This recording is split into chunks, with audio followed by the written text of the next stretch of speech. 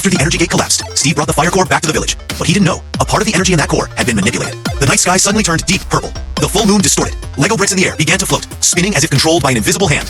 A low, cold laugh echoed from the wind. No one saw him arrive. Only darkness crept into every crack in the ground. On the northern mountain peak, the shadow gate began to open. The entire land trembled. Purple light cracked the ground, spewing out spiraling columns of smoke. From deep within, the Enderman emerged, slow, tall, and more terrifying than ever. His eyes glowed like two purple flames. With each step, the surrounding space seemed to bend. Floating Lego bricks reassembled into bizarre shapes. The Ender Shades were born. The Enderman raised his hand, expanding. The portal. An army from the Endworld poured out. Slender Legos, Ender spiders, and amorphous, floating shadow creatures. The background music roared, the bass thumping heavily.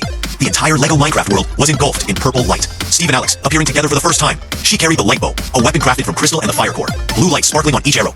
They stood on the cliff, looking down at the collapsing land. Before them, the shadow portal was like a storm, devouring everything. Steve drew his sword, Alex drew her bow. They leaped from the cliff, plunging straight into the dark night. The battle erupted. Arrows of light pierced through the swarm of ender spiders, exploding into blue rays. Steve spun, slashing continuously, creating an expanding energy circle.